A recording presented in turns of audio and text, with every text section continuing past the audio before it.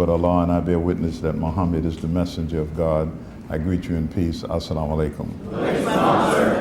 First and foremost, I want to thank Allah for blessing me to be here on this beautiful day in Memphis.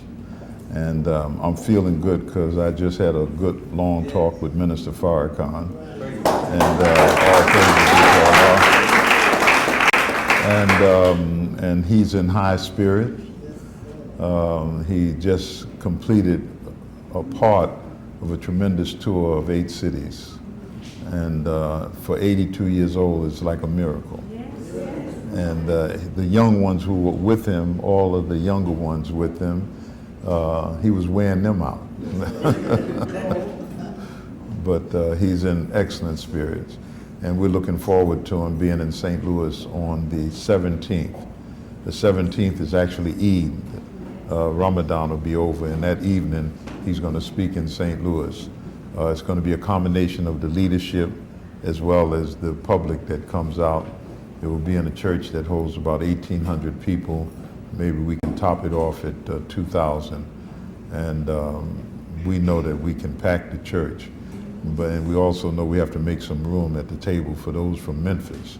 Okay, there's a saying they have that you can either tell them there's not enough room or you can go get an extra chair. So we're going to get some extra chairs for those of you who come from Memphis. But I thank Allah that I'm here, and I always love to come to Memphis. As your minister said, you know, you're going to have to get a bigger place. I guess the brothers, you're holding those seats open because you expect they okay. But I love coming here, and my love for Memphis is centered around your minister. He's a beautiful brother, and last night when he came, we went out to have iftar last night. That's the breaking of the fast after you fast all day. And I looked at him, I said, it's almost like I watched Brother Anthony grow up. I mean, I looked at him, he's a mature man, and he was with his beautiful wife, and it's almost like he was a young boy, like. And I watched him grow up in Islam and dedicate himself to this work. And believe me, it's not the easiest work to do, you know. When Barack was singing the other day at the church, he was really beautiful now. And he was deliberate, he was slow, and it was like a trip home for him. And when he broke out into a song, he didn't do as good as he did Al Green's piece at the Apollo. And the first thing came to my mind, I said, Barack, keep your day job. But it's a difficult job, and Brother Anthony has weathered the storm, and we're all very proud of him. We ask Allah to bless him and guide him through his trials with his health and his family. And so when you have a minister like that, you know, you have to show him the respect, and what he wants is the respect for the work. And I have to say that for my brother, because sometimes when we stand up here on a rostrum, there are people who feel they can do a better job. This is more than your ability to speak now. If you think that ministry is your ability to speak, you can use the rostrum to inspire people, but it's your ability to administrate, to have, you know, decisions made. How do you move the audience to solve problems when people don't have anywhere to go and they come to you and lay their burden out on your shoulder, and you have to carry that burden because you got a family that you got to go home and deal with, and you have to carry that and do the best. And also you want the minister to know that he was put into cities. He came Boston, New York, and then Chicago, and it was not easy on him. It was rough. And God blessed him because of his heart and his heart for his people. So I felt real good this morning. I called the minister, and then he told me he was listening to the prayer line. Sister Jill, he said that, he said, I wish I was there to have that dinner that you said you had with Brother Anthony and his family. It meant that he listened to the prayer line this morning. And so we just were working out a date with him that he would be on the prayer line. So I want to thank you. I want to thank you for allowing me to come and share with you. And I called him at the last minute because I left my wife while I was on this trip with the minister. I took one break off the road, came home, just stayed one night and got back on it. And it's during Ramadan. So, you know, you can eat when you travel. It's permissible because Allah facilitate a way of ease for you. But I don't like to make up days. So, so I'd rather make the fast so that when Ramadan is over and I pray Eid, it's khalas, it's finished, okay? Say, I gotta make up, and I'll be down there, I'll be counting how many days I gotta make up, and then I gotta determine what day is that I'm gonna make it up. No, I'd rather just fast. And you can do it if you wanna, but you don't have to do it. And you know, I talk about the kind of protocol as Muslims during Ramadan. And those who are new fasters, this is a new challenge for you. But the old warriors, you know exactly what it is. You know, some people want to wait until it's completely dark outside before they break the fast. Now, if you want to do that, that's your business, but it's not necessary, okay? When that sun goes down, you can break the fast, okay? And there's still some light in the sky. So, you know, if you're a new faster, and then those who don't get up is what you call in Islam, they call it sahur. And that's the morning food before you start fasting. And there are people who, because you know, you'll follow the Honorable Elijah Muhammad, you eat one meal a day, so you don't want nothing in the morning, you know, and may get a half a glass of water and a cup of coffee, but that's not the fast itself. You need to go ahead and, in this kind of heat, and get something in your system.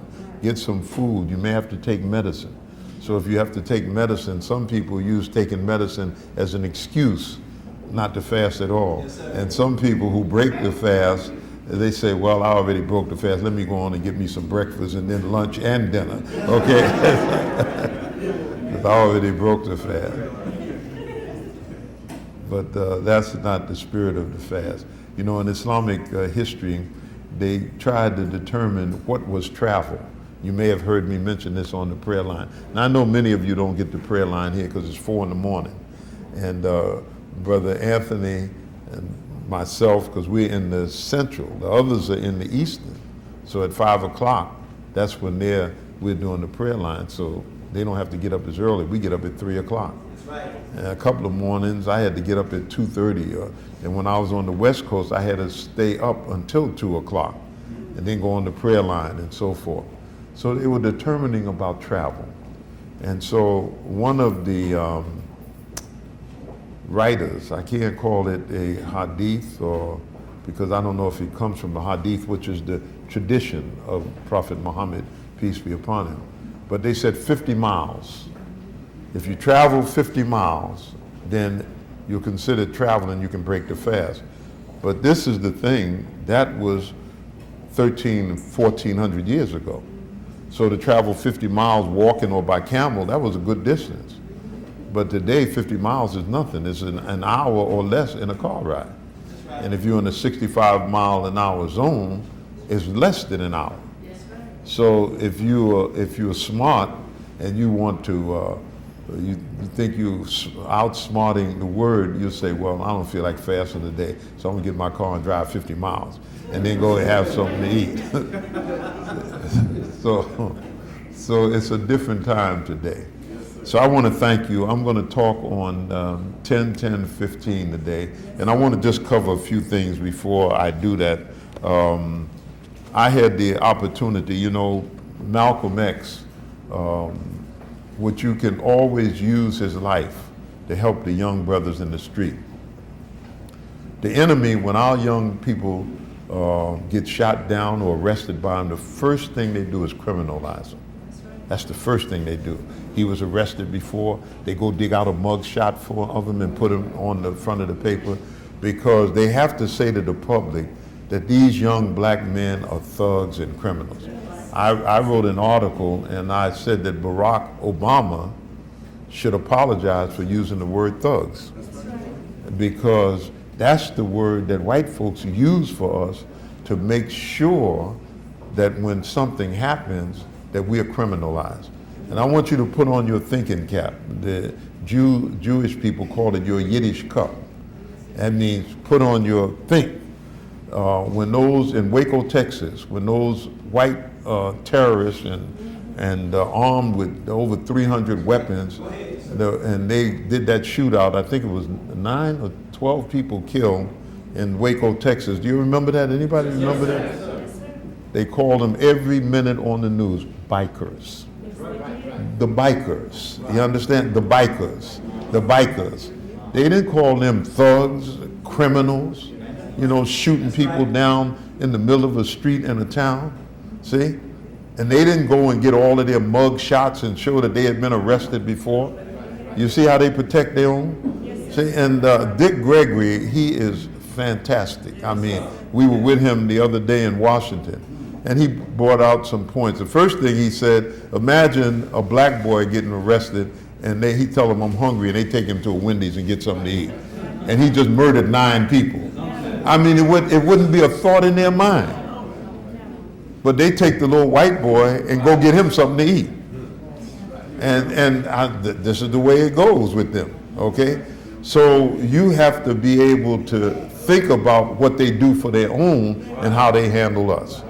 But as Allah would have it, the flag, they talk about the flag is a sign of heritage. See, this is the white, and when they say that to you, you say, well, why don't they fly the Nazi flag of Hitler? That's the heritage of the Germans who followed him. They want their flag up. But that flag represents slavery, suffering, and death for black people.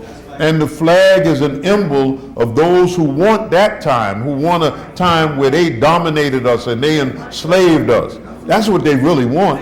They're not just talking about the heritage of the whites who fought for the South. It was a criminal act. They succeeded from the Union and went to war with the Union. That's a criminal act. They're thugs and criminals. But now they're talking about they want to fly a flag because of their heritage. No, that's what they feed us. You know, it's called, in business, it's called mushroom management. And all you have to do is think, how do you grow mushrooms? The caves of West Virginia is where they grow mushroom farms. And they keep them in the dark and feed them manure, BS as they say in the field. But so that's the way that they want to manage us. They want to put us in a dark place, and they want to feed us a lot of BS. And that's what they do. And if you don't think on your feet, you will never see them as they are. And you got to look at this white man as he is. So as Allah would have it, we're minding our business, Muslims, we're trying to live by the dictates of the Holy Quran. And the minister a few years ago said that we should have a 20th anniversary of the Million Man March and try to rally our people and go not a march this time, but a gathering to demand that America gives us justice or either separate us. Now, when you talk about separation to some of our people, they say, no, I ain't going nowhere with a whole bunch of Negroes, not me. See how you think of yourself? But we were sitting planning. And Allah moved things the way it is happening today. The brutal murder of Mike Brown in St. Louis, shot down in cold blood. Then the policeman who murdered him is freed. I mean, freed. He's said that he's innocent. And when the Supreme Court in a case passed the law that you can use deadly force if you feel a police officer, law enforcement, if you feel that your life is in danger, you can use deadly force. And every one of them said, if you go back, look at the record, every one of them said, I feared for my life. See? So when they feared for their life, they were allowed to murder a young black man and then sometimes a black woman. So we're minding our business, trying to plan for the march, and Allah brings all of this to the surface. And it keeps heightening the march. I call it a march. The ministers say this is not a march, it's a gathering of black people. And the beautiful part about it is that it's for the whole family. So if we had 1.8 million 20 years ago, if we do it right, we can have a great turnout, 3 or 4 million people in Washington, D.C. But it takes some planning. And we didn't have social media 20 years ago like we have it today. So most people who uninspired, because there's moments in history. I tried to get to Charleston, South Carolina to witness Barack Obama deliver that speech, but I couldn't get a flight. I was on tour with the minister, and by the time I got ready to go, the flights were booked up, so I had to back down. I could not go. But there are certain moments in history that you don't want to miss. All of those who resisted the Million Man March 20 years ago, they say, I ain't going, I don't want to go up there and hear Farrakhan. But when that stuff came over the news, and if somebody could get into your head, these black men said, man, I wish I'd have made that one. So God gives you this opportunity, takes a sacrifice. You got 102 days. 102 days. So in 102 days, what do you do to plan? How are you going to get to Washington? Are you going to take your family? Already, being that the minister announced it in Washington, D.C. This past Wednesday, the hotels now are booked up. Rental cars and buses and so forth. So we got to be on it to organize it. This is a moment in history that we have to seize while Barack is still in the White House.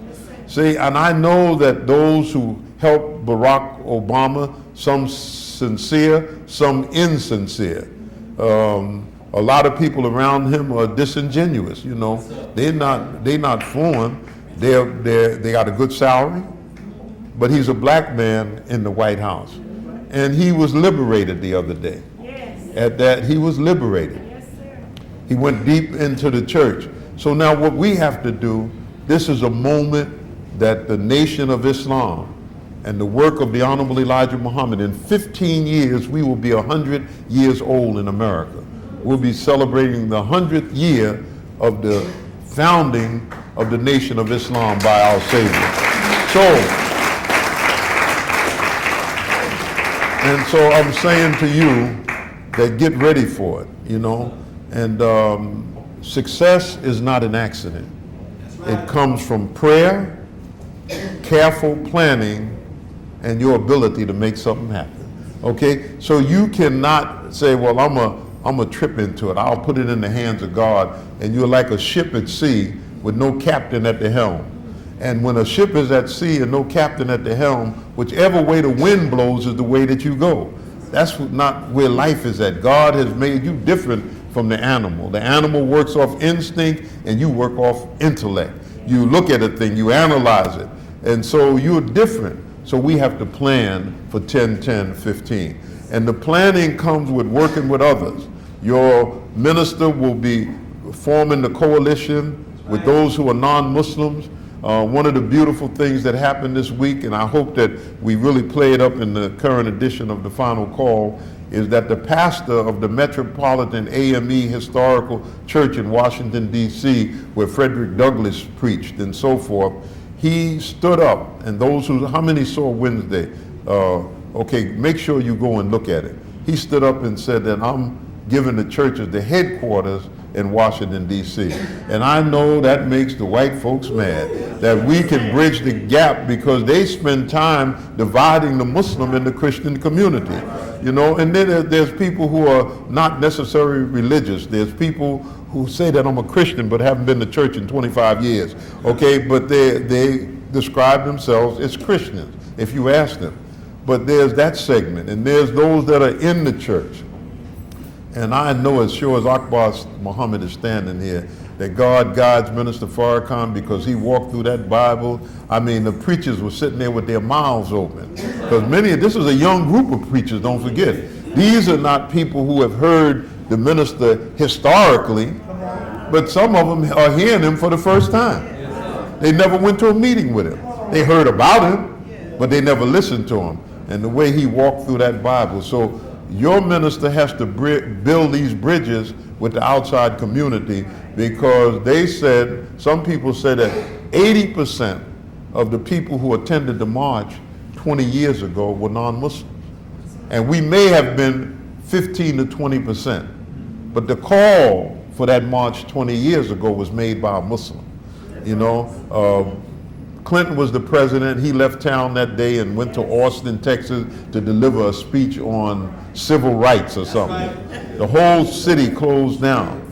But now we have a chance at a time when America is rocking under the pressure of what they call race relations, you know, and really it's white supremacy and the dominance of black people, and this is something that they did.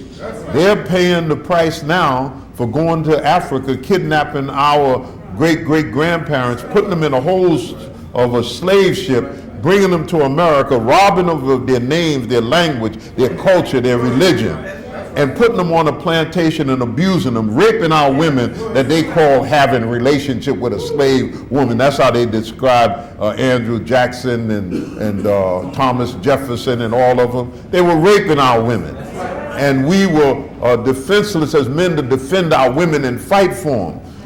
When we tried to run away or escape slavery, they would cut off our feet or abuse us or beat us in front of everybody else. But they brought this on themselves, and finally they reached the point where Thomas Jefferson's words begin to ring in their ears, that I fear for my nation to think that God is just. He wasn't talking in a vacuum now. He was talking about if God is just and what we have done to this whole nation of people because of the color of their skin, and we tried to use the Bible to justify it, God is going to bring it back on us. Well, you're living in that hour right now. This is your hour that you're living in. So God lifts a voice in the wilderness. And God lifts that voice up after many trials and tribulation. The departure of the Honorable Elijah Muhammad, the sincerity of his heart from a young boy for the struggle and the plight of black people. A black mother from St. Kitts who poured into him the love of black people, being that he was fair-skinned from his father, and she wanted him to know that you got to love black people. Don't think that your light skin is a badge, that you are better than them, a badge of honor. And it was poured into him from a young boy, and it reflected itself when he heard the teachings of the Honorable Elijah Muhammad. I'm going to tell you, when I was 18 years old and joined the nation in New York, one of the things I learned as a Muslim, a young Muslim, that we had buried this color distinction that white folks promoted among us. And I saw it clearly in South Africa. They know how to promote. The lighter you are, the closer to me. And the way they do it, they don't say it in words, they do it in deeds by giving favorite positions. And they started on the plantation when those that they invited in the big house and those that they left in the field. So you have to see that that's what the nation represented. We want to get rid of that. In the Honorable Elijah Muhammad's words to Minister Farrakhan as a young Muslim, you know that the black man is the first man, the original man. He's the father of all other men and women on the planet. It comes from us. So therefore there was pride in it. When James Brown came out and said, I'm black and I'm proud, and look at how it resonated among the children, immediately they caught on to it. You know, I don't know how many of you looked at the movie that they made of James Brown. What was the name of it? Anybody? Get On Up? You know, I said and watched the movie. I don't usually look at movies 2 times, but I watched the movie, and there was a scene in the movie that made you to know that there are certain men and women who are gifted by God. And so we want to judge them on some moral standard that we may have. But when Maceo Parker, one of the band members, are y'all with me on this? Can you hang with me on that for a minute, okay? I won't talk about Miles or John Coltrane right now, but you can hang on James Brown, right? And Maceo Parker, one of his lead musicians, said the words, "The man is a genius." I don't care what you say about him. I don't care how mean-spirited. And they show a scene with him slapping his wife in the movie and all of that. He said, but the man is a genius. And the thing that happened with James Brown was a man named Donald Wharton, a lawyer from California who is now Khalid Al-Mansour, lives in San Antonio, Texas. He's the one that promoted that James should make this tune, I'm Black and I'm Proud. For that one thing that James Brown did, changed the complexion of how America saw itself and black people. He became a star. He was well known. You couldn't just snatch him off the stage. He had made a name for himself. Then he made a tune, I'm Black and I'm Proud. But when that brother said that in that movie, now the writers of the script, they may not have known how that could capture us, because he didn't get no formal education. There are men or women who are born that are gifted. God gives them that gift. God blesses them with that gift for a reason. That's why whatever God has blessed you with, use it. That's right. Use it. That's what you got to do. Don't bury yourself somewhere. You got to think better about yourself. The Honorable Elijah Muhammad said, know yourself. You got to know yourself. And whatever God has blessed you and given you this time on the planet, use it. You don't need to be sitting. I'm saying to my young brothers, they have statistics that you're going to go to jail. They know from the time that you get into school and get into high school, they count the statistic, you going to jail. And if you remember another movie, not that I hang out in the movies, but we get Netflix. If you saw that picture, Flight or something with Denzel Washington, you know the movie I'm talking about? He was a pilot, a cocaine head pilot, an alcoholic pilot, a woman chasing pilot, but he's flying hundreds of people on a plane, okay? And then he saved this plane. Only a few people he turned the plane over, and anybody else, the plane would have crashed and killed everybody. But if you get the movie on Netflix or however you do it, there's one scene in there that should resonate with black people. The owner of the airlines, the man that was playing is a Southern white boy. And they had him in there and they're trying to figure out what they're going to do. They know they're going to be sued for millions of dollars and whatnot, but what they're going to do with this black pilot. And the white man that owned the plane company said, boy, you going to jail. Okay? That's just what he said. And then at the end of the picture, you see Denzel Washington in jail trying to teach them young people. But in the white folks' mind, this is where even smart Negroes belong. They belong in jail. So there's a concerted effort every day to put you in jail, and you got to understand that. So this is your hour. You got to say, I'm not going to jail. And sometimes they make it very difficult. In the state of Missouri, they do it through traffic violations.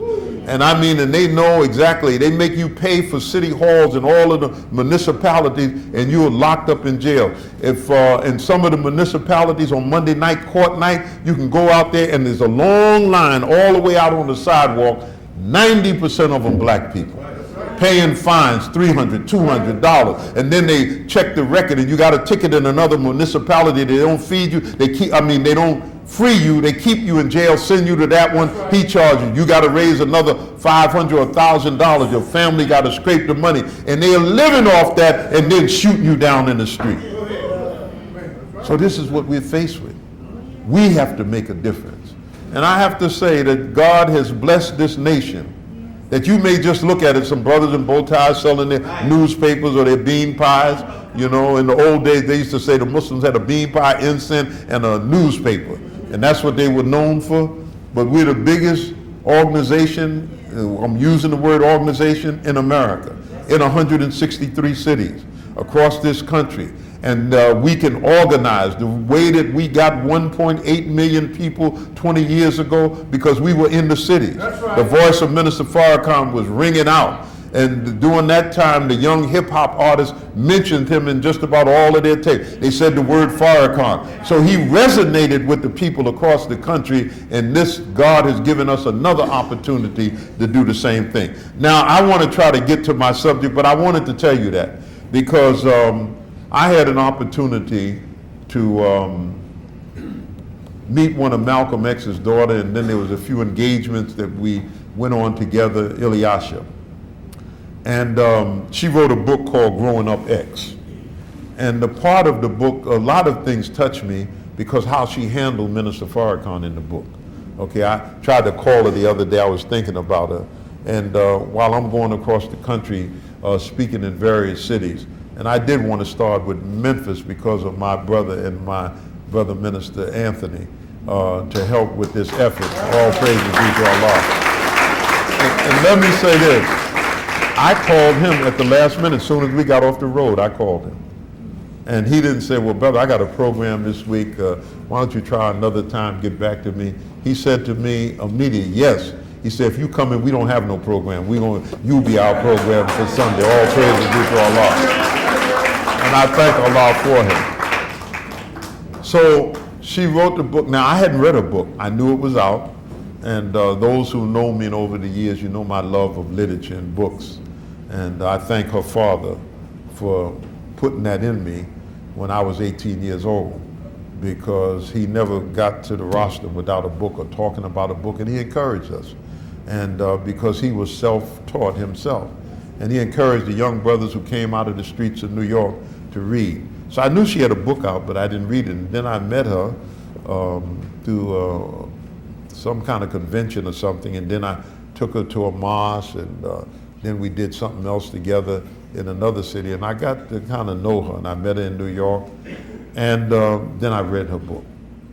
And the thing that was touching in her book, and I try to talk about it every Ramadan, she was a young girl and she was talking about what Ramadan meant in their home and how they handled Ramadan. Then in the book she got a section on Minister Farrakhan. She's talking about it.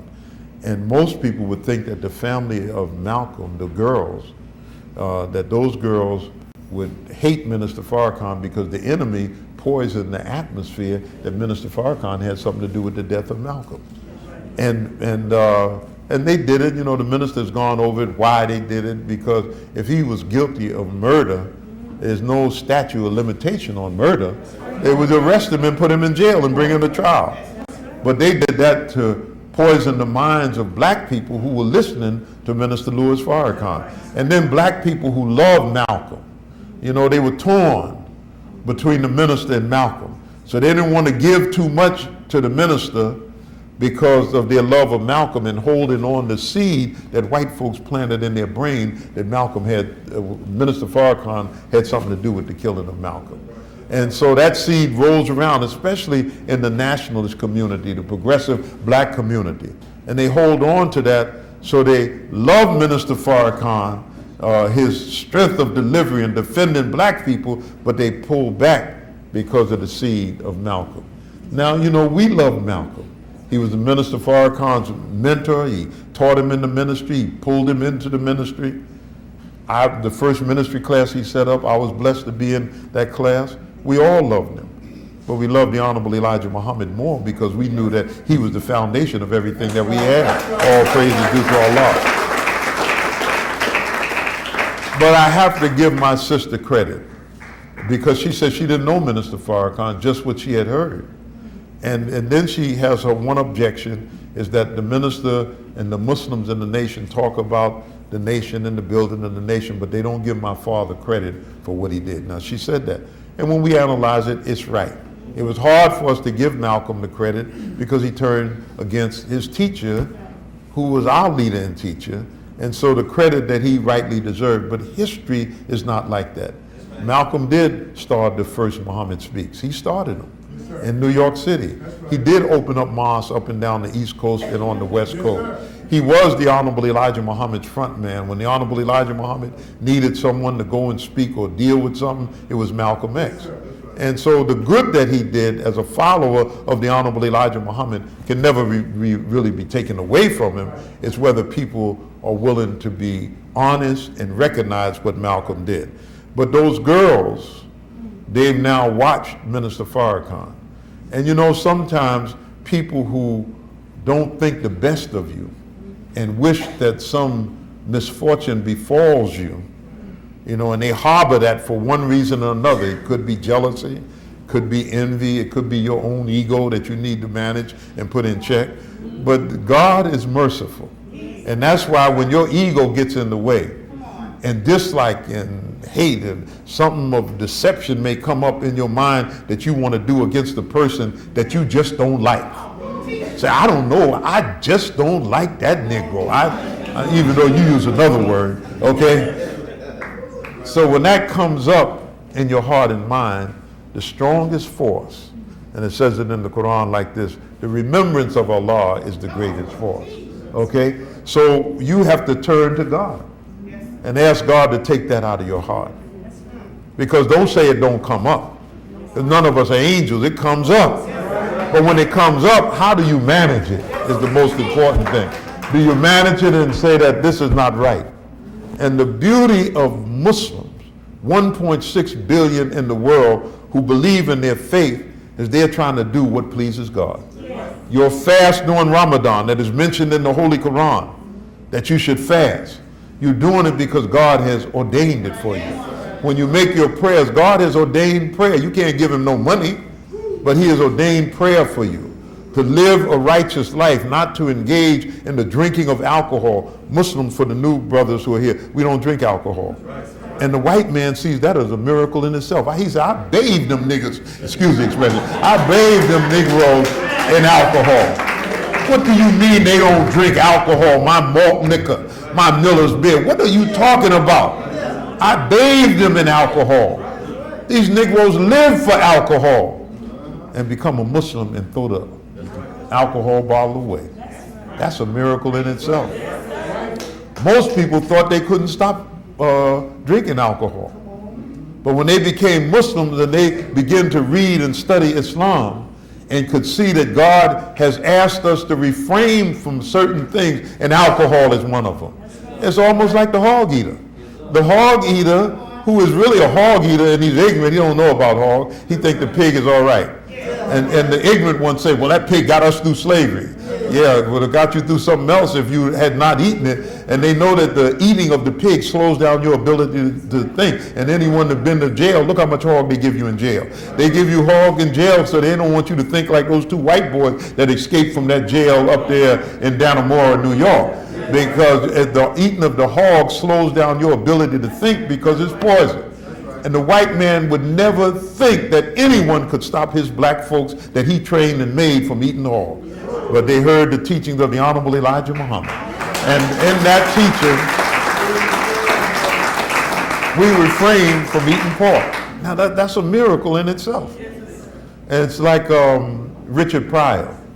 Richard Pryor said, I met some strange Negroes. But he didn't call them Negroes.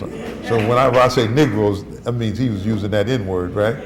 He said, I met some strange Negroes. He said, they said things like, excuse me, you know.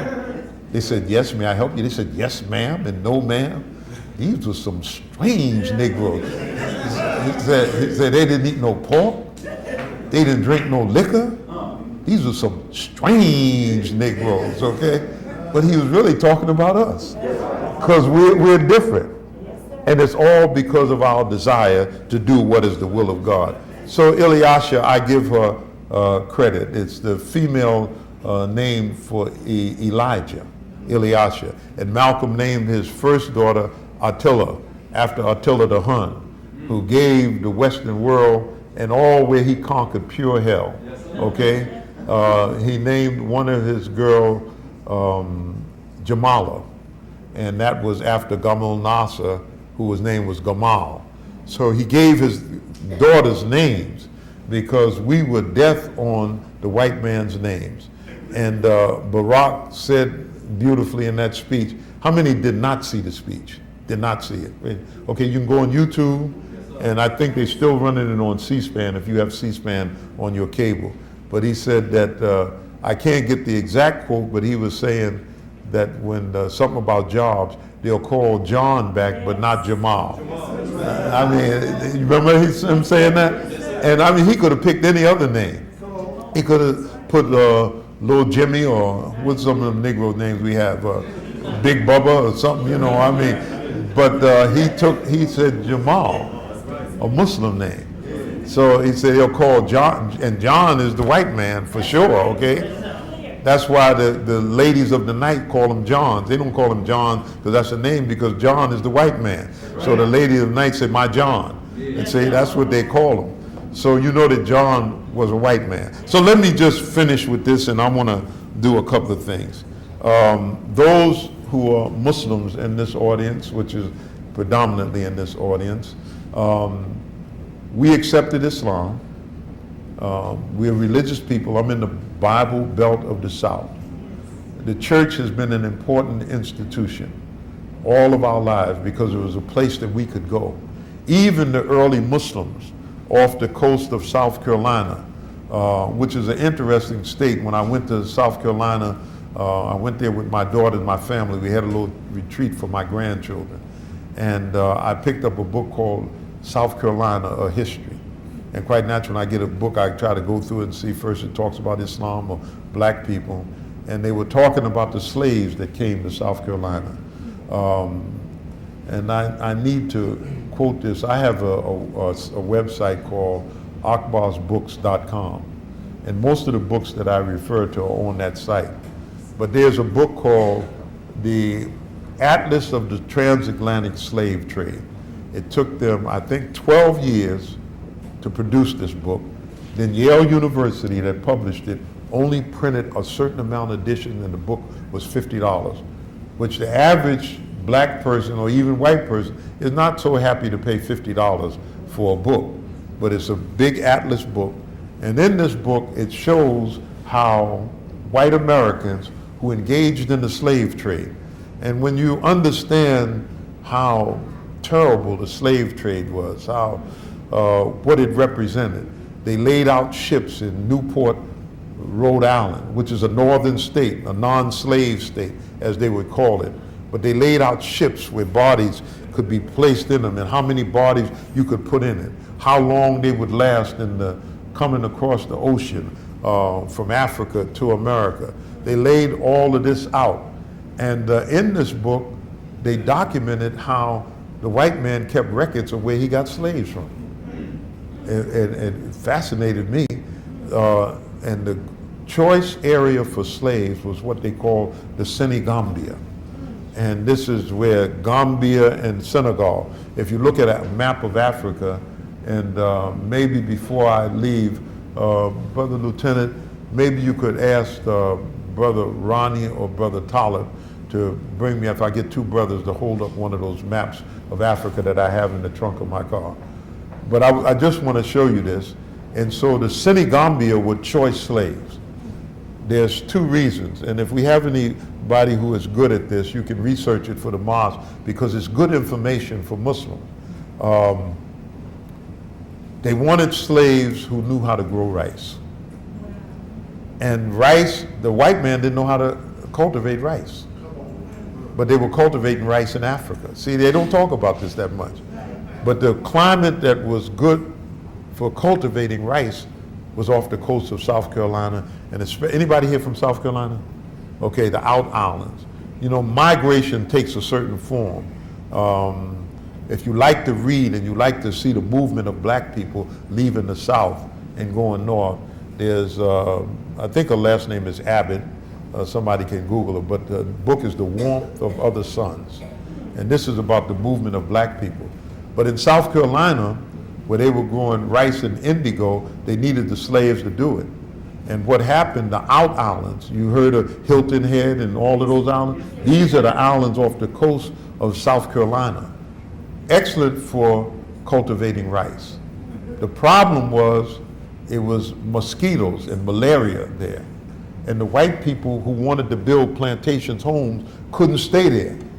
But the land was ripe for the cultivation of rice. So what they did is left the slaves there to cultivate the rice, and only came back and forth, where they took refuge on the South Carolina coastline and left them on the islands, which allowed the slaves, that's where you get the Geechee and the Gullah language. It allowed them to continue to speak their language, because the first thing the white man did was he took your language away from you. That's why we, as descendants of Africa, we don't know no words in no African language and don't know where we came from on the African continent. And he did that. That was a concerted effort. Then he took the drum away from you, even though you got the drum back now and you beat the drum better than some Africans, but he took it away from you because he thought that you could use the drum to talk to each other and foment rebellion. Because a slave is always trying to get free. So he took the drum away, took your language, and if you looked at and you need to go do a revisit of Roots. Roots was done in 1974, I believe, right? You need to take a redo of Roots and things that were put in there that may have passed you by. The changing of Kunta Kinte's name, the fact that he talked about pork meat, and the young sister who he knew in the Gambia, and she said that they've done everything to me. So you got to go back and revisit that whole thing, their capture. So what happened in South Carolina, and in this book they talk about it, that they got the slaves who knew how to cultivate rice. They were the prize slaves. Then they actually have the numbers of slaves that were brought from that area over a certain period of time. It's unbelievable. And the reason I'm saying I'm engaging you in this, because you may hear Akbar standing here talking about it, but when you talk to other people, because your history of slavery is important. White folks tell you like this: you get in college and you got a minor in African studies or black history, and you meet some professor, and usually black, Say, can that Black history stuff get you a job? That stuff is a waste of time. And that's why most of the people coming out of college today don't know nothing about their own history. See, so when you don't have a knowledge of yourself, you're not grounded. You can't face that white man. You know, you want to talk to him about the issues. I want to do this for you. You want to talk to him about the issues, but you don't know enough about the issue to talk to him about the issue because they dumb down your study of your own past. See, and they reduced you to thinking of the plantation life. When I grew up, when you talked about slavery, slavery was about some black people picking cotton for white folks and they were happy. That's what they pictured, and most of us brought that. That's why when somebody came to talk to you about Africa, I don't need to go to Africa, I ain't lost nothing in Africa, and I ain't thinking about no Africa. See? Because you were robbed of your history. So now if you work in the office, and I'm advising this, and we have some on the table, these are from Ghana, but you don't know how to engage in the conversation. This is your conversation right there. See that? See what that says? And if you wear it off, and so some white folks and Negroes that they'll say, well, what is that for? What is that about? You said it's about what's happening in America right now. Because evidently there's some people that think that black life does not matter at all. And so they come to you, they play on you as they played on the people in South Carolina, we forgive. Dick Gregory brought up the point, and there's no one in this audience could stand up and say, when have you heard, before a trial is taking place, I don't even know if the man has been properly indicted yet, they get the family to come to court and say that we forgive you. You know, and you need to get in the Holy Quran, in the 63rd chapter called the Hypocrites, 63 and 6. And Allah says that you may forgive them, but I will never forgive them, okay? So you said that. I'm just quoting my book. And I know how tender your heart is, you know, but see, somewhere down deep in that heart, you love white folks. And you don't know how to manage it in your own way. You may want to make strong the white man, but somewhere down in your heart, you love white folks, and you seek to please them.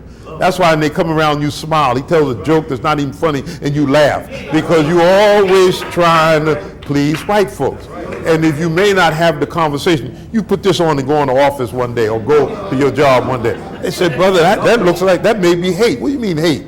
You don't think Black Lives Matter? With all of our brothers being murdered in the street by a cop? So you got a conversation with them now because you're thinking about yourself. So this is what's going on in America. Let me just finish this with the Muslims. And when I talk to Muslims, the Honorable Elijah Muhammad taught us that we're all really Muslims. But the Muslim community is under tremendous attack throughout the world and even in America. And what you see going on in Charleston with the flag has been up there, and there are white people who justify it, white people who say it's all right. But this is your hour now to liberate the minds of your son. You got to send your son out in the world able to look into the eyes of white folks, able to talk up and speak for themselves, able to show a concern for themselves and speak of the hurt. Minister Farrakhan described it in his speech in Washington, quoting Dr. Martin Luther King, that the pain that we have suffered, we got to share some of this pain. I mean, we have suffered, we're in pain. And so you have to articulate that, not accept things as they are. So there is an hour now. And I'm saying this especially to our brothers. I know you make tremendous sacrifice, but we want to ratchet it up to another level, a sacrifice to go after your people in this hour. So I'm saying to the Muslim community, your study of your faith, and Muslims believe in knowledge. And this is how the Muslim grew from an Ummi prophet, illiterate prophet, that a word was revealed to him in Saudi Arabia. But it sparked the world that spread Islam from China. The Muslims in China are suffering right now. To Indonesia, the country that has the largest Muslim population in the world. It is spread all throughout Africa. Africa has right now 1 billion people, right at 1 billion people, 980 million they say. But half of Africa is Muslim.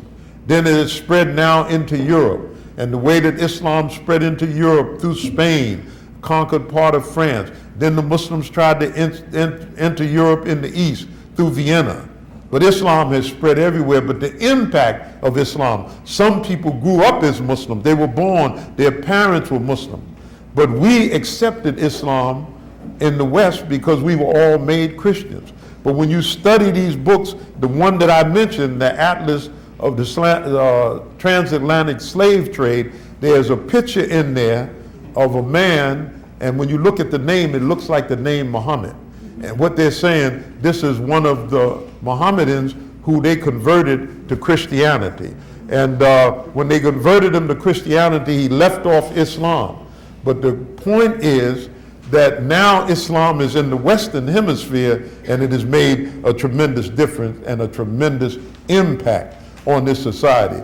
And the beautiful part about it is that when you read, and I'm saying this, and maybe my sister can put it on her iPad and give it back to the believers, in 1963, in the height when I was a young Muslim in the mosque in New York and Islam was growing, a magazine came out called Horizon Magazine. It was a hardback magazine. And they had an article called Black Muslims.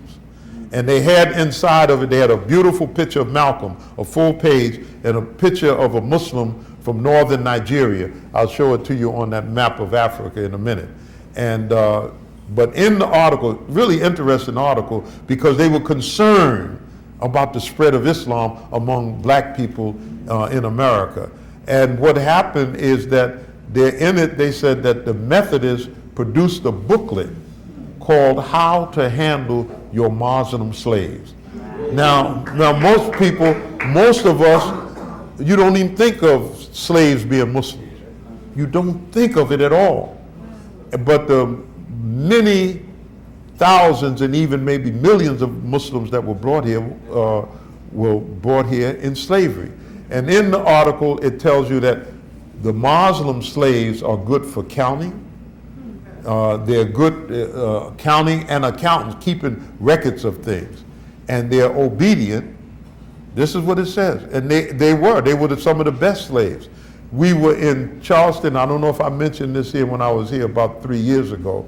We were not in Charleston, we were in Savannah, going to Hilton Head, South Carolina.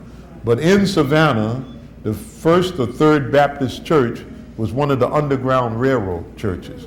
And when you talk about the Underground Railroad, see, these are the conversations you can have with your children and explain it to them, talk to them. You'd be surprised how you will grip them, you know. And if you got to throw in a little Rick Ross every now and then, or Tupac or whatever you got to do, but you got to keep their attention, you'd be surprised.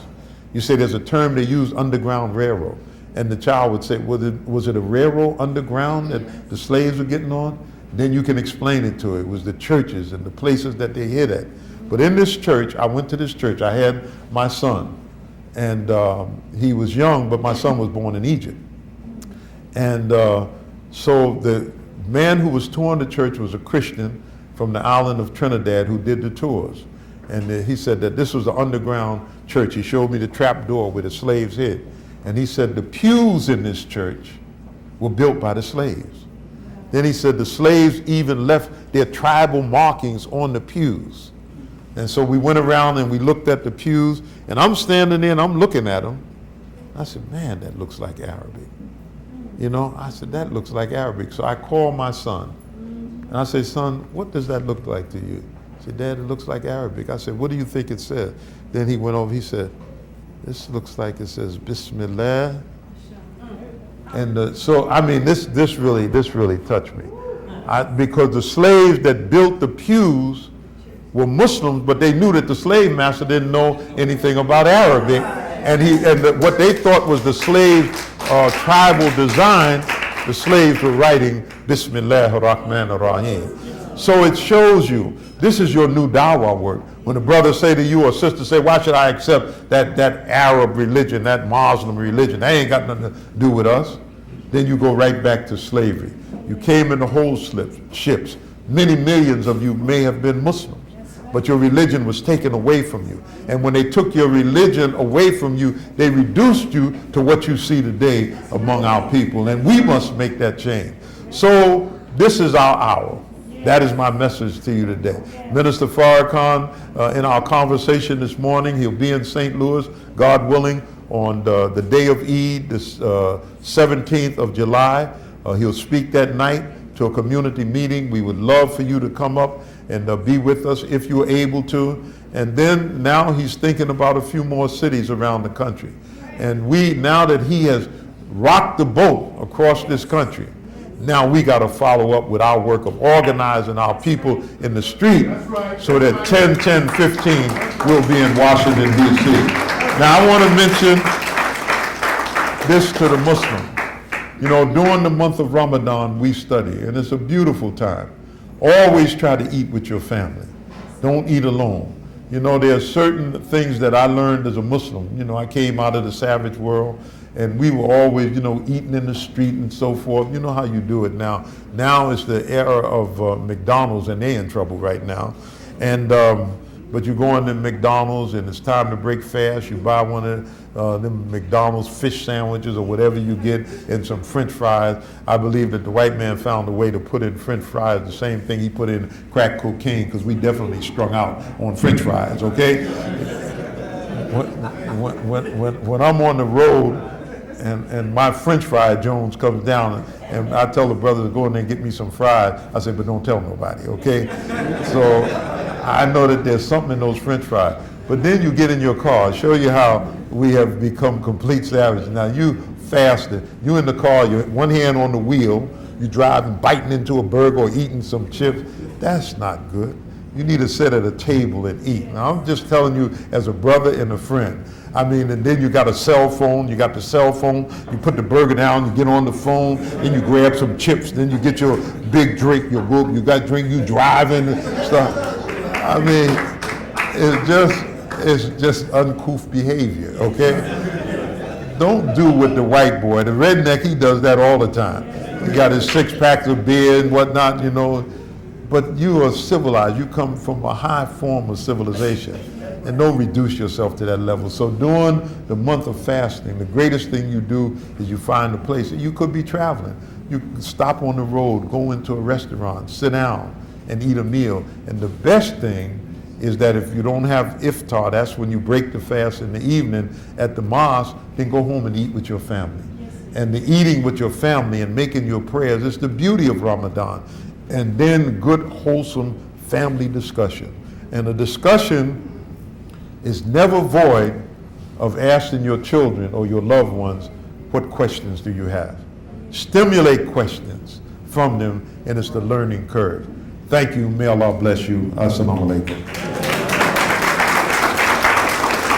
Now, brothers and sisters, I want to try to close out. I know some of you have been up since early this morning, and but you know, when I come to town, I always open the floor for questions. There may be questions I don't know the answer to. I can't handle it. I'll call on Minister Anthony, and we'll put our heads together. If we don't come up with an answer for it, then we'll send it to Minister Farrakhan. But I feel that we should give our visitors and guests in the Muslim an opportunity to ask questions. You know, when my daughters were in the university, my 2 oldest daughters, they went to a place called Cape Girardeau. Anybody heard of that place? Okay, Cape Girardeau in southern Missouri. There's a university there. And 9,000 students, there was 300 blacks. And they invited me for a Black History Month program where I spoke to the students. And I went over some Black history, but when I opened that floor for questions, all of the black students were asking questions and complaining about their treatment. How when they asked the question in these lab classes, first the white teacher just avoids them, put their hand up, just looks the other way, calls on little Johnny and whatnot. So, and then when they finally are put on the spot that they got to point to you for you to ask your question, what happens is they always try to make your question look stupid. This is the students were telling me. I mean, when I stood on that rostrum and that thing, I said, I'm getting my babies out of here. And I sent them to a historically black college. One went to Howard and the other went to Bethune-Cookman, because I knew in that environment they complain about these are not the best colleges, but you're among your own. You are with professors who are your own, and you are with your own people, which is a blessing from God. So the point I'm making is that questions are necessary. And I definitely believe that questions should be asked and they should be answered. And this is the way that people grow and learn. So I'm going to take a minute to let you ask some questions. I do want to mention that we're on the road, and I want to thank Brother Ronnie from St. Louis who came, and Brother Talib, who usually always comes down to Memphis, that they travel with me.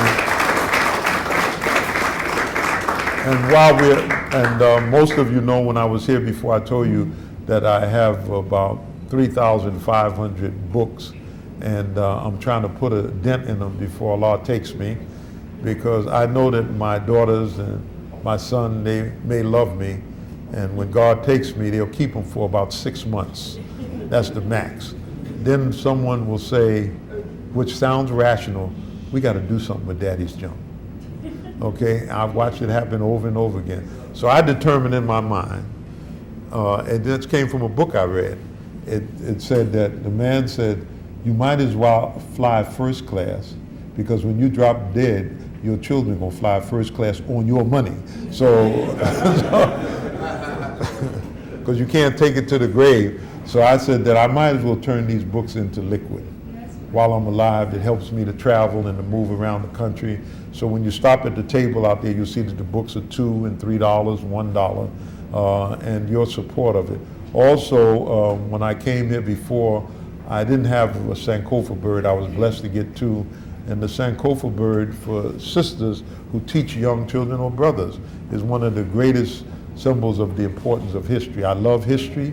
My passion is history. You know how the young brothers have a passion for sneakers, and they got 6 and 7 pair that they paid $150 a pair for?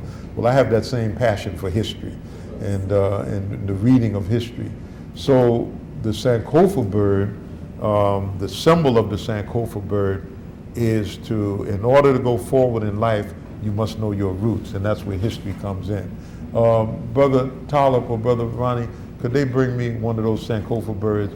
I only have 2 of them here, but then there's another symbol called the unity head, and it shows men, sisters, and it's not a chauvinist thing, but it shows men locked together. Now the wood is weak, but you can actually stand on it. This is a Sankofa bird. It's built by the Akan people in West Africa, and you see a bird here with his body going in this direction, but his head reaching over his shoulder, picking up an egg. And when you, like if you have a history class with young children, and you start the class off, and I've tried it, and that way I've captured them. I said that this is a Sankofa bird. One little said to me, one of the students said, is it a real bird? Is there a bird that exists like that? And I had to tell him, I really don't know. But somebody in Ghana told me they do have a bird that is like this. He reaches his head over his shoulder to pick up his origin in life. And what it means, though I'm going this way, I need to know my roots. My root is this egg. That's what I was produced from. And that allows me to go forward in life. And when you cut off people's knowledge of themselves, their roots, that's why Alex Haley named the book Roots. I wish I had time to tell you how Alex Haley got there, which they don't tell the story. Right. Alex Haley is the author of Malcolm X's autobiography, right. How it started with the Honorable Elijah Muhammad and so forth. And he ended up doing the book. And then Alex Haley, Malcolm kept telling him, you probably came from a Muslim family. Alex Haley people came from Tennessee, this state. And but he didn't believe that. He believed that we were some heathens in Africa with some bones in our nose, and some good white folks came and put us in a slave ship and made us good Christians. But Malcolm kept hammering him until he researched it. And then in 1972 or 3, he wrote a letter. I was in the minister's office in New York when the minister got the letter, and Alex Haley said, and I'm not quoting him exactly, he said, dear Brother Lewis, as he called Minister Farrakhan, he said, Malcolm was right. I traced my roots to a little village in the Gambia. I'm gonna check, bring it up here a minute. The Gambia, called Jufri. And here is the, so I'm gonna break this. Brother, come up here. Hold that for me. It may fall off. Here's the Gambia right here. It's a country called Senegal, And in the mouth of the Senegal is there a little country called the Gambia. Right now it has like 1.2 million people. So Alex Haley traced his roots all the way back to that village, and that whole village is Muslim. This whole area, this is the Senegambia that they wanted the slaves from. The slaves that came from, this is the country of Mauritania, here all the way down this coast, this is dominated by Muslims. And long before Christianity entered into West Africa, this was a whole Muslim area. There were great empires called Mali Empire, Ghana Empire. These were big empires, Songhai Empire. And this was dominated by Muslims. Timbuktu was, this city right here in Mali was a center of learning. So when they raided this coast and brought the slaves out, they were bringing mainly Muslims. Liberia was dominated by Muslims. And then Christianity came in, and you have a mixture of Christians and Muslims. But I just want to mention that that Sankofa, if you have a classroom of young people, because young people are really not interested in history, and one of the reasons that we have a difficulty in history is that we don't see ourselves in history, and when we do see ourselves, we in bad shape. So you got to liven it up, you got to strengthen it, because that history is important. And as he goes, whether he becomes a nuclear physics, a doctor, a pediatrician, a dentist, but he has to know himself. Otherwise, he gets lost in the world of the white man, and knowing himself is to know his root and his own history. Very important in life. So, okay, brother, thank you very much. And I want to mention that when you leave, those maps, if you need a map of Africa, they're available. And I love it. You know, I lived in Africa for 12 years of my life, and I think that young people need to know the continent that we came from, but they don't know it. They don't teach it in school.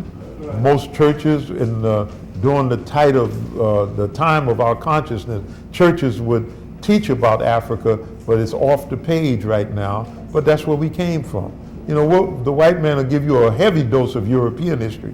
You can run all through the European history, but he never gives you anything on Africa. So before I close out, I'm going to open up the floor for a few questions, and then I think that we can be out of here by 12 o'clock, okay? I know it's Ramadan, and not only, I know you can't eat until about 8:35 or 8:37. During the month of Ramadan, there's a song called Harry Sundown. 8:37? 8:17. Okay? But the important thing during Ramadan, some of us get up early in the morning, and if you can take a little power nap in the afternoon, it's very important. Now, you may not think it's important because you're young and, you know, you're strong, you can handle it all day long, but get that power nap in if you can. Now, I like to go to bed. I can't do it now because of circumstances, but I like to go to bed at 9:30. When 9:30 come, I look at my watch, I say, all right, it's bedtime. And Dick Gregory made a joke about it because Dick Gregory is a year older than the minister. And Dick Gregory told the minister, we were in Washington with him, he said, brother minister, at 9:30, go to bed. He said, so I'm gonna open up the floor. Yes, my brother. Wa alaikum salam. Agricultural landscape of Ghana, particularly as it relates to protein source. And then my other question is, does Heifer International do any work in Ghana? Does who? Heifer International do any I'm not familiar with that. But let me say this about Ghana. The brothers took the map back, right? Let me say this about Ghana. Ghana has, in the northern part of Ghana, tremendous agricultural land that can be used. A lot of it is not being utilized. Ghana imports a tremendous amount of rice, and they can grow rice there, but the white folks never encourage them to grow the food that they eat, believe it or not. But Ghana grows cocoa, as you know, probably the finest. The cocoa is grown in a lot of places in the world, and when Malaysia became independent about 1960, they shifted the growing of cocoa to Malaysia, but there's something about the soil of Ghana that makes it produce the best cocoa in the world. So the thing that, you know, and I hope that time and I can fire up young brothers and sisters who are into farming, because the Africans love farming. And being that many of us grew up in farming and all of the black farms in this country, then they need to look at Africa as an opportunity not just to go there and farm, but to teach farming and to use the skills that they have, and plenty of money is made. Minister FARRAKHAN talked about the Maronite Christians in Belize and how wealthy they are, and they farm and feed that country and other countries just with farming. So Ghana has tremendous potential in farming. And I want to say this, the sweetest pineapples in the entire world. Now, you know, I don't like to talk about this because people may think I'm bragging, and so I let somebody else say it for me. But I've been to 144 countries in the world, and that's a lot of countries. And I've eaten and sampled pineapples all over. And when I first went to Ghana and sat down in a restaurant and ate a piece of pineapple, I said, they put sugar on this pineapple. And I was convinced that there's no pineapple this sweet. They put sugar in it. They take this high fructose syrup and they dip the pineapple in that, and you think you got a sweet pineapple. But it was not. It was genuinely that sweet. So, and there's a brother out of Philadelphia that is doing a fantastic job in farming in Ghana. He came over, he made a visit, he looked at it, and he started farming. And there's a few others who are doing farming. So if you're interested in farming, see me later and I'll try to hook you up. Now the second part of your question, I'm not familiar with that company. Thank you very much. Okay, any sisters? Any sisters? Okay, go right ahead, brother. Wa alaikum salam. Being the international representative of Honorable you said you've been to 144 countries. My daughter is leaving the country, going to China and then on to India. What advice would you have for her? All praise is due to Allah. Well, let me say this. Is she studying Cantonese or Mandarin? Do you know if she's studying?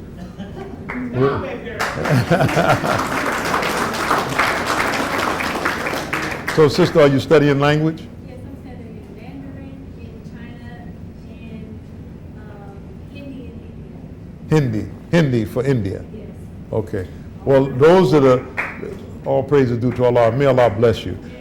We have a brother Brother James, who used to assist me in Ghana and in America, and many of the older believers know him. He teaches, he's been teaching in China. This is his 4th year. He's home now. So if you see me after, I want to give you his phone number. He lives in Connecticut, but he found his niche in China and he loves it. And then I know a few people who go to India. When I was in India, India is now the 2nd largest world growing economy. They're right at a little over 1.1 billion people in India. It's a diverse country. And the Indians have this race thing because the untouchables, who are the darker Indians, but they're coming out of it. But the Indian market for bleaching their skin is probably one of the biggest in the world.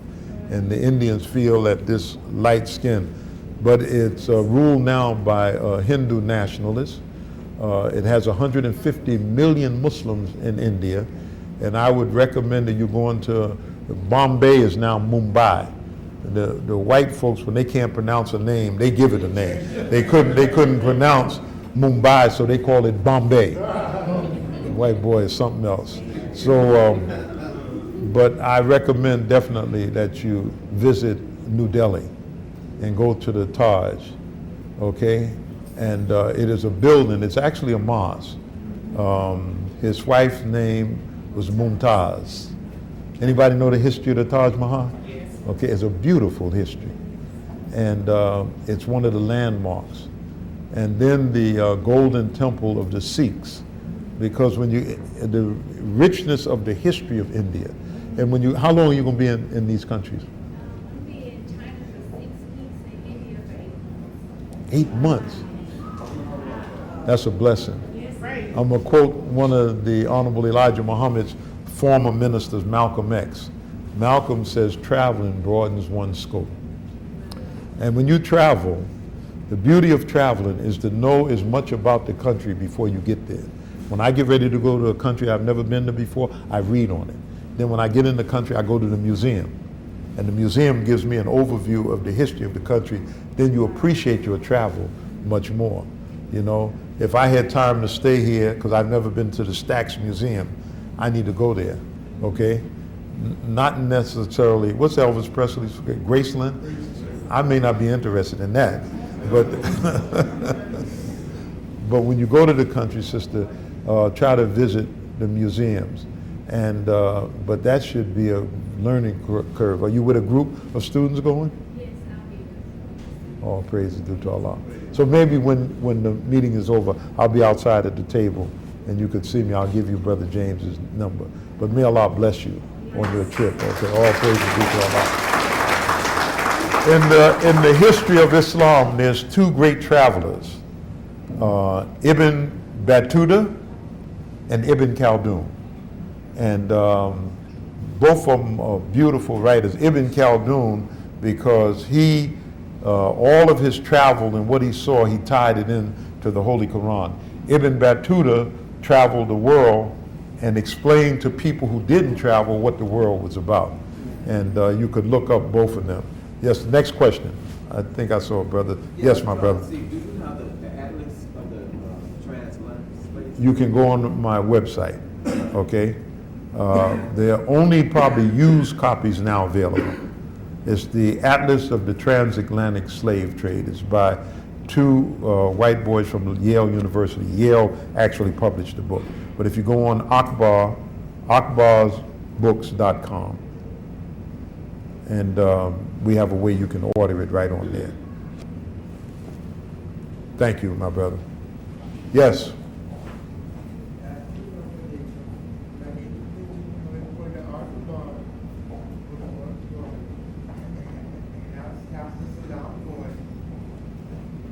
Okay, can somebody repeat his question? Salam Restaurant. Well, we are using it for meeting places. Matter of fact, the minister's meeting with the leadership of Chicago, which was excellent because of the quality of the politicians and the leaders in Chicago, was at the Salam. But we use it for banquets and other things like that. But the restaurant area downstairs is not open at the present time. Thank you very much. Yes, my brother. Wa alaikum salam. Explain China, how's China's influence in Africa and how they're building infrastructure all over China. Excellent question. China and a lot of Chinese and Indian in Africa. I know them like that, I work with them like that. But explain, they got Africa on there too, Yeah. the United States. But explain China's influence Okay. in Africa. Can I get the brothers to bring that map back up here? That's an excellent question. His question was, now some of you in the audience, this is like Greek to you because you have no interest in it, but it impacts you, and it's the learning about it. So be patient with me a minute, and this is my passion. So you got to work with me on my passion, okay? But brother, he asked an excellent question. I used to always say that if you had Dr. Aleem, he talks on medicine. If you had Dr. Ridgely, he's going to talk on farming. And if you have Akbar, he's going to talk on history, okay?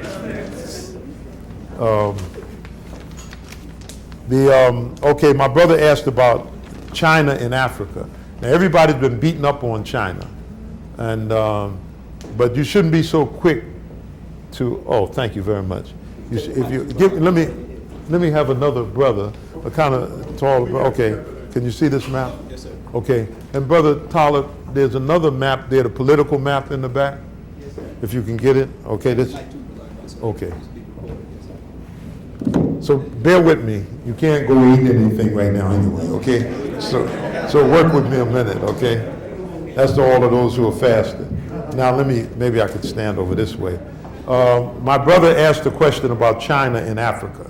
Now, I can't teach a Chinese history right now, but in 1949, Mao Zedong, after his long march across China, which is an unbelievable story, they seized China for the communists. And it became the communist country of China, and then some of them broke off and formed another little small country that they wanted to be China called Taiwan. But Chinese immediately got involved in Africa during the liberation struggle. In 1960, 17 nations in Africa became independent. 54 are independent right now in Africa, and the newest one is this one right here, Southern Sudan, that broke off from the Sudan. So the Chinese got, and they didn't start in Africa exploiting, looking for minerals and so forth. They started because there was a social dynamic.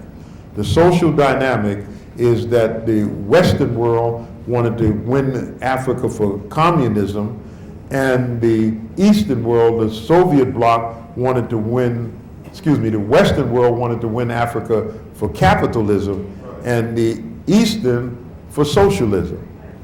So there was a struggle, and it started, China's first trip into Africa really started in Ghana. The first Chinese embassy in 1958, I believe it opened. Ghana became independent in 1957, and the Chinese opened an embassy.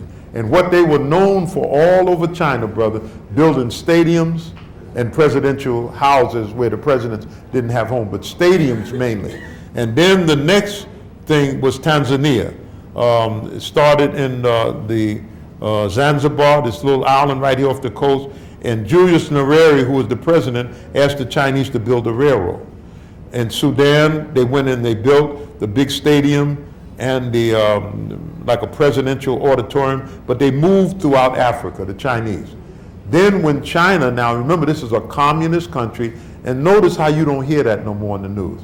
Because everything we get in America comes from China. So they're not going to say on television, oh, we just spent $4 billion with China buying beds. Communist China. They won't say that, they just say China. So they drop off communist, but it's still a communist country. And one of the jokes in white America is a man was so fed up with China and selling us stuff, and we owe them money, they sitting on tons of US dollars.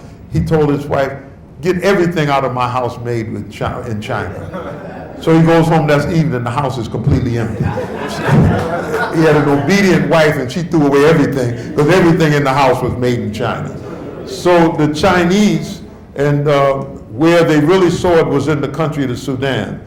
And the reason I know it well because I was involved in the Sudan, and the Chinese knew that there was oil in the south, but because America did not like the government of Sudan that had a problem, real problem with Israel, they stopped the Canadians from pumping the oil in the southern Sudan, and so the oil was going nowhere. China came in, and China began to pump that oil, and Sudan became wealthy, but the oil was in the south.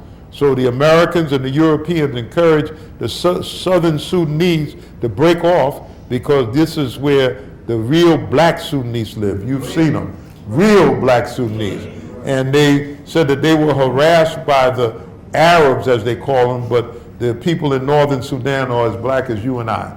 I mean, if there's anyone that looks close to us, it's in this part of Sudan. So the Chinese began to pump the oil, and the Sudan became wealthy, and then they agitated for independence and they broke it off, and the oil is in the south. Now there's a big dispute about the oil. So the Chinese built right here in Ethiopia, the capital of Ethiopia, Addis Ababa, they have the African Union.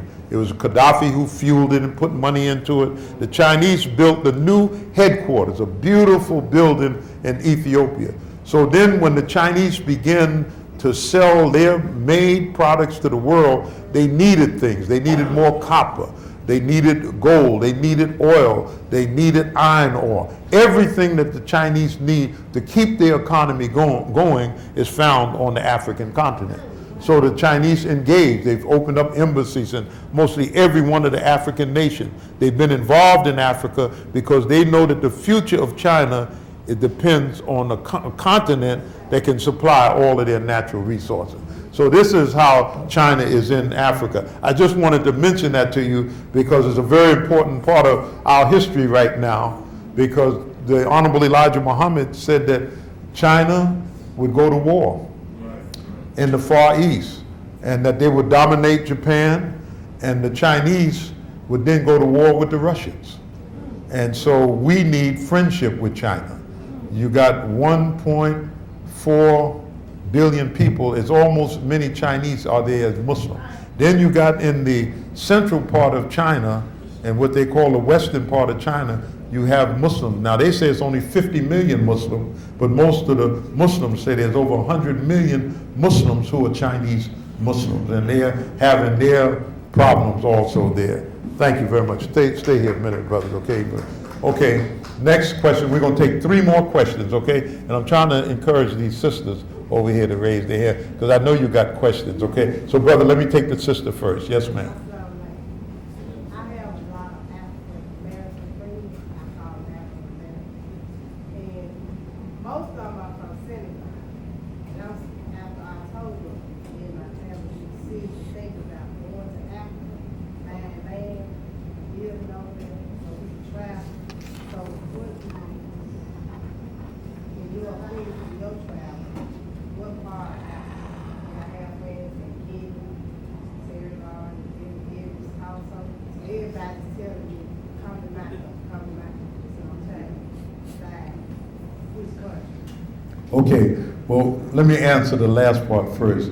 I recommend that if you're going to Africa for your first trip, I know there's a lot of Senegalese in America, and that's because of a president, 3 presidents ago now, he had a good relationship with America, and he had helped tried to help Bush in the first war in Iraq. Old man Bush, not W. But, and they developed a relationship, so it was easy for them to get visas to come to America. But if you're going to Africa for the first time and you don't have a command of French, out of the 54 countries in Africa, 27 of them speak French. Like in Ghana, Ghana is surrounded by French-speaking countries. Here's Ghana right here, Cote d'Ivoire, Burkina Faso on the north, Togo on the east. And so if you're in Ghana, you should have a command of French because every country around you is French-speaking. But if you're going for the first time, you should go to an English-speaking country, and I would highly recommend Ghana. And that's because the largest slave dungeons in all of Africa are located in Ghana. And the experience of walking through the slave dungeon is awesome. How many have been to Ghana and walked through the slave dungeon? 1, 2, 3, 4. And that 4. Brother Ronnie, did you put your hand up? Okay, but that is an awesome experience. And then you can stretch out and determine countries that you would like to visit. But remember, most of the Western news about Africa is negative. Right. Think of the last time you saw a positive news story about Africa. Try to, go back. But it's always negative, and there always was this circumstances to keep us away from Africa. And the African brothers, when they come here, they kind of isolate themselves. Any African brothers in the audience today? Okay? They kind of isolate themselves from us, but you have to break that bridge down because we're brothers and sisters. We came from the continent. And, but another thing that happens is that when they get involved in education here, some of their professors drops the seed that don't get involved with these black Americans. They're not serious. You're serious, you're here for your education. And they actually tell them that. So, okay, I saw another sister, then I'm gonna come to you, brother. Yes, ma'am. Okay, 2 quick questions. One, do you still offer tours to Africa? And also, the relations with the current president of Ghana, has it reached a level of where it was under President Rollins? Well, let me answer the last question first, and then I'll tell you about the tours.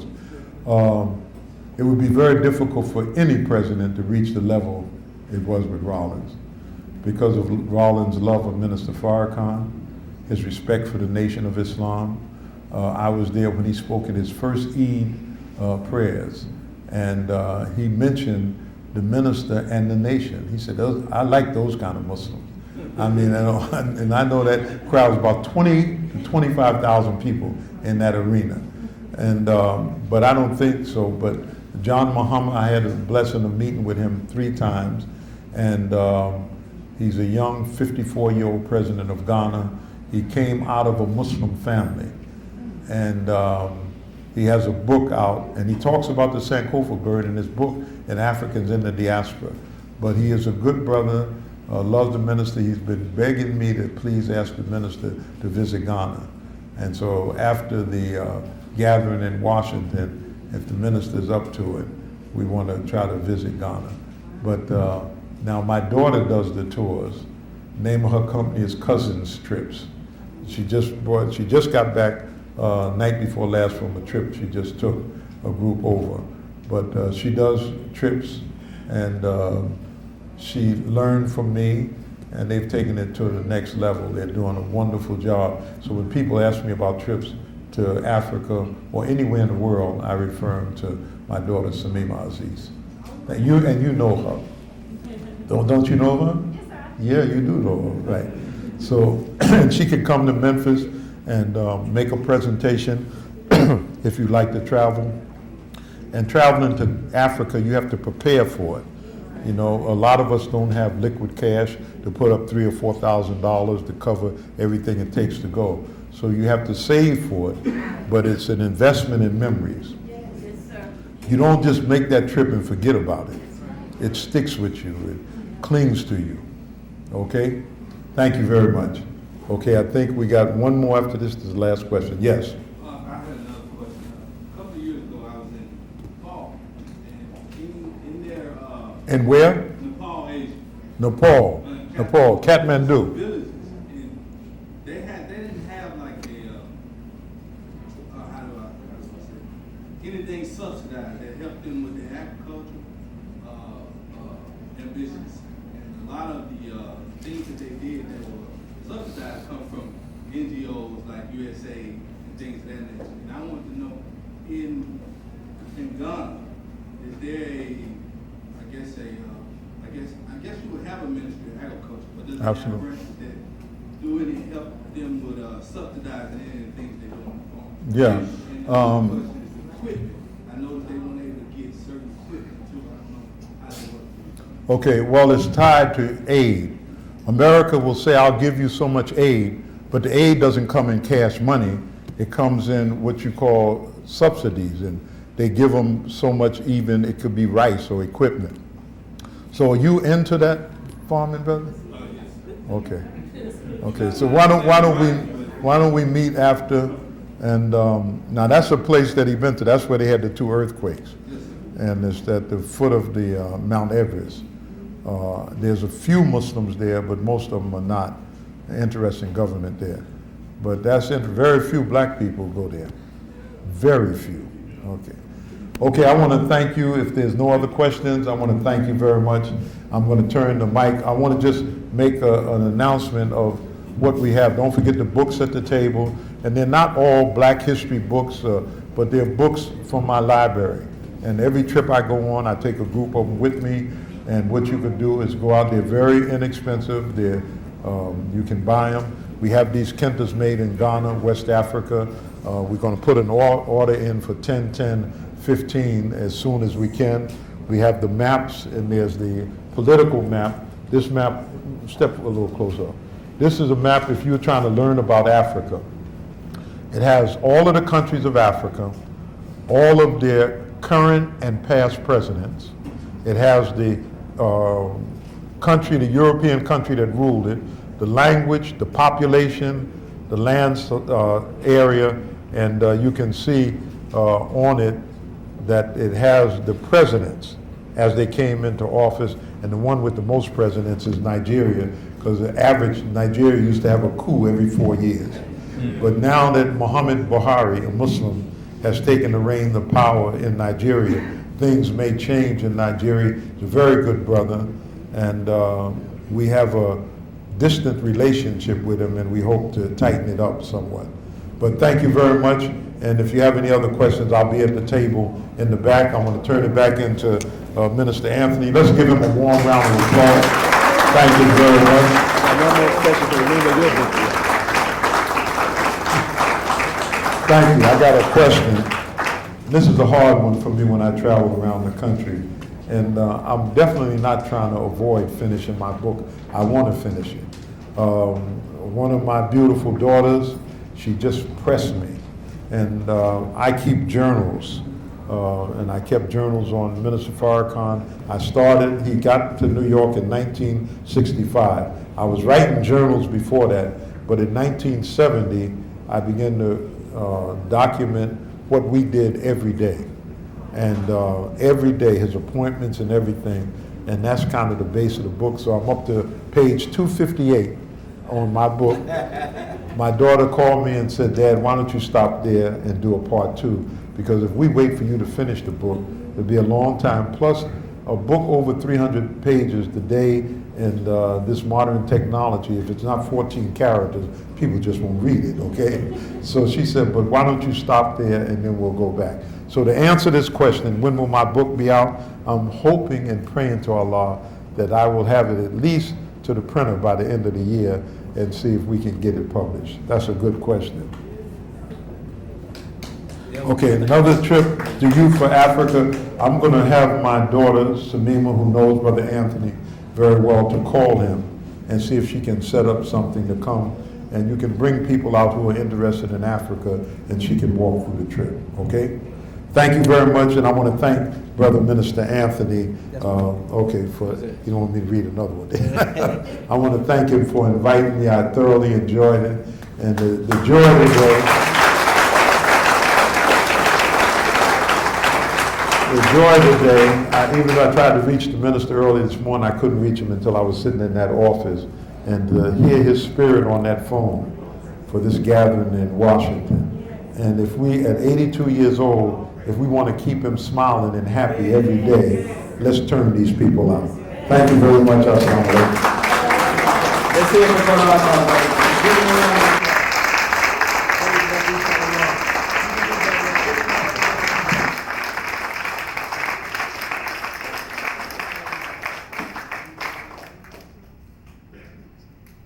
Okay, brothers and sisters, how many, he allowed us to ask questions. I'm moving a little fast because we want to close out. I know you all the time. You look, I can see it in your face. You fast. See, well, I can see what I see. You fast. But how many of y'all are you here for your first time? Would you all please stand?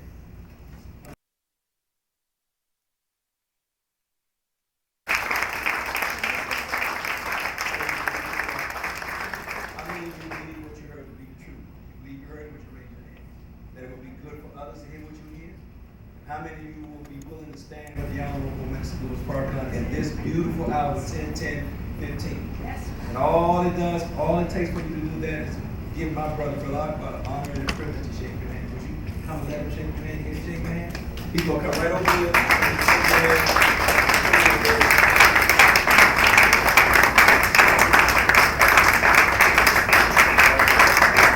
Let's give him a round of applause.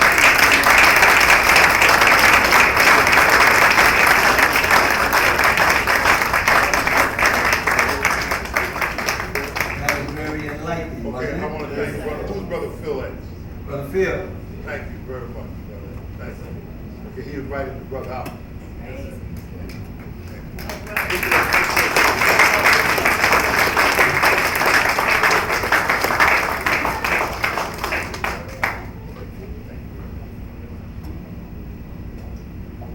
You all can keep.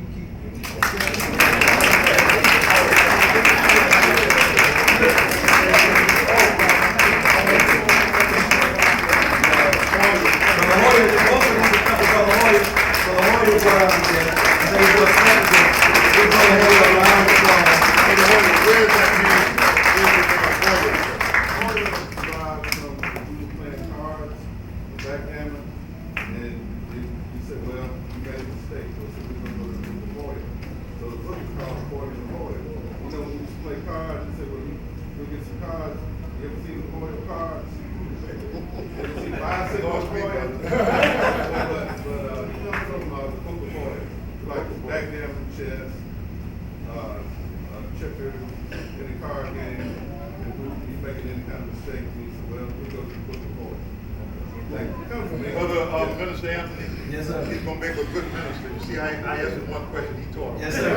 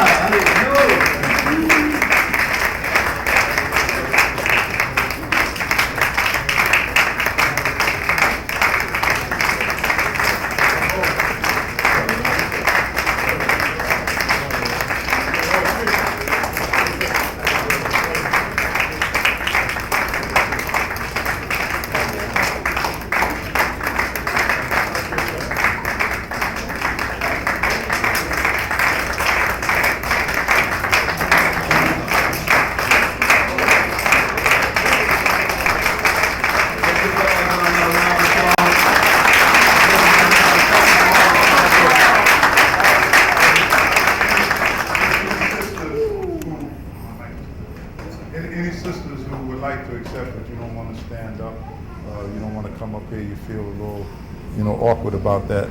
Then see sister in the back, one of the sisters. Could you tell what? Sister Lydia. Sister Lydia, this beautiful Muslim sister right there. You can turn and look at it. It's all right. Sister Lydia, see her on the way out, and she'll tell you what's happening. Okay? Thank you very much. Okay. Thank you.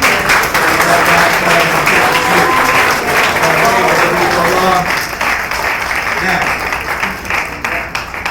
did you learn anything? A profound history lesson. But one of the things we also learned that our daughter, Mia, she's leaving to go to China for 6 weeks, and then on to India for 9 months. Right? Come on up here, darling.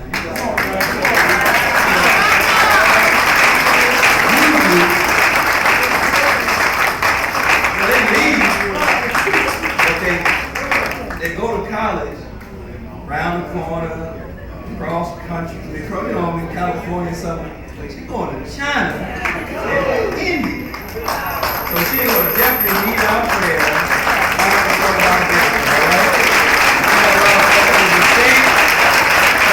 Learn a lot, bring what you learn back to the nation, and go on and build a nation. Let's give our baby another round of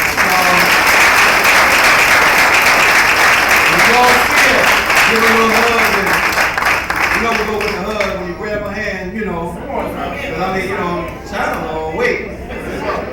So let's give our baby a round of applause.